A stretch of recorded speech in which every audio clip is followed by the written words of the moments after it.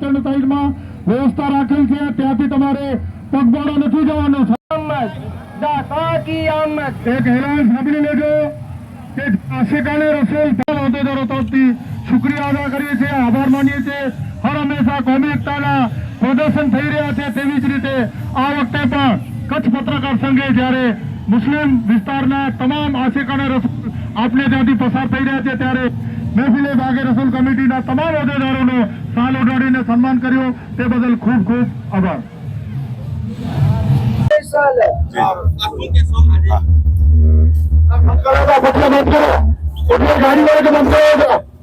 Mehfile બાગે Rasool committee Bhuj દ્વારા આજે આ 34મા વર્ષનો ભવ્ય શાનદાર ઈદ એ મિલાદનો જુલુસ ભુજના આઝાદ ચોકથી ઉલમા ઇકરામની આગેવાની હેઠળ શરૂ કરવામાં આવ્યું. અલ્લાહનો ફજલો કરમથી, અલ્લાહના રસૂલના પ્યારા હબીબ સલ્લલ્લાહુ અલૈહિ વસલ્લમના ફજલો કરમથી આજે ભુજ મધ્યે આ શાનદાર જુલુસનું હિન્દુ મુસ્લિમ ભાઈઓએ જે સ્વાગત કર્યું, જે આવકાર આપ્યો, તે બદલ મહેફિલે બાગે રસૂલ કમિટી એ તમામ હિન્દુ મુસ્લિમ ભાઈઓનો ખૂબ ખૂબ આભાર વ્યક્ત કરે છે અને તેઓને આજના દિવસે શુભેચ્છા પાઠવે છે. મહેફિલે બાગે રસૂલ કમિટી ભુજ દ્વારા 34મો જુલુસ આજે બીડ ગેટથી સ્ટાર્ટ આપી અને મુખ્ય માર્ગો પરથી પસાર થઈ રહ્યું છે, ત્યારે પત્રકાર વેલફેર ફાઉન્ડેશન, પત્રકાર કચ્છ પત્રકાર સંગઠન દ્વારા મહેફિલે બાગે રસૂલ કમિટીનો હોદ્દેદારોનું જે સન્માન કરવામાં આવ્યું છે, તે ખરેખર કચ્છની કોમી એકતાને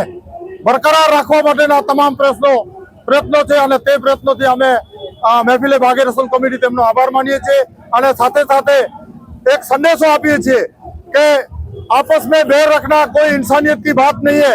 इंसान तो वो है जो एक साथ लेके चले. હવે એવી જ રીતે કચ્છના કોમી એકતાના પ્રદર્શન માટે હર હંમેશા જુલુસ હોય કે રવાડી હોય કે અન્ય કોઈ રેલી હોય તેમાં મુસ્લિમ સમાજ પણ હર હંમેશા તેમનો સાથ સહકાર આપે અને સાલથી સ્વાગત કરે છે. આ વખતે પણ વિવિધ જગ્યાઓ પર જુલુસનો હિન્દુ ભાઈઓ અને અલગ અલગ સંગઠનોએ જ્યારે સ્વાગત કર્યું છે ત્યારે અમે ફરીથી તેમનો આભાર માનશું અને સાથે સાથે આશિકાને રસૂલને પણ વિનંતી કરી કે ફરીથી આપણે કચ્છની અંદર જે દુષ્કાળનો ભય સતાવી રહ્યો છે તે દુષ્કાળનો ભય દૂર થાય તે માટે તમામ દિલથી દુઆ કરીએ.